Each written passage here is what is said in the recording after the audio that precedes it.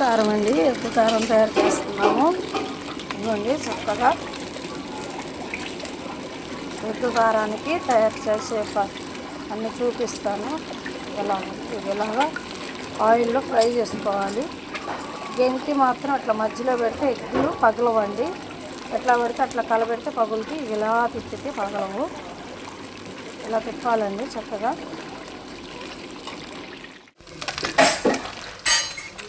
పసుపు అండి, ఒక చిటికెడు పసుపు వేసుకోవాలి కలర్ కోసం.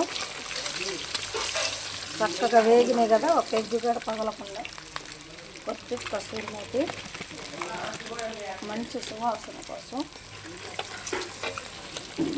ముందుగా రెడీ చేసి పెట్టుకున్న కారం, కొబ్బరి, జీలకర్ర, ఎల్లుల్లిపాయ, సాల్ట్ అన్నీ కలిపి పెట్టుకున్నామండి. ఇది వేసేసుకోవాలి. స్టవ్ ఆపుకోవాలండి, లేకపోతే కలర్ మారిద్ది కారం. ఎప్పుడైనా వెంబటే స్టవ్ ఆపేయాలి. ఆ వేడికే కారం వేగిపోద్ది. చక్కగా చూడండి, కలర్ఫుల్గా ఉంది. ఆయిల్ అమ్మో అంత అనిపించింది, కానీ కారంలో ఆయిల్ కనిపించదు. ఎగ్గు కారం రెడీ అయిపోయిందండి. ఇది సింపుల్గా ఎగ్గు కారం.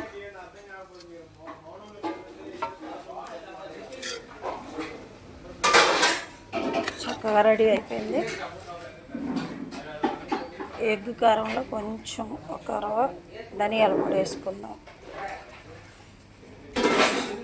ఎగ్గు కారం కంప్లీట్గా రెడీ అయిపోయిందండి. తయారు చేసే విధానం చూపించే కదా, ఆ ప్రాసెస్లో మీరు కూడా రెడీ చేసి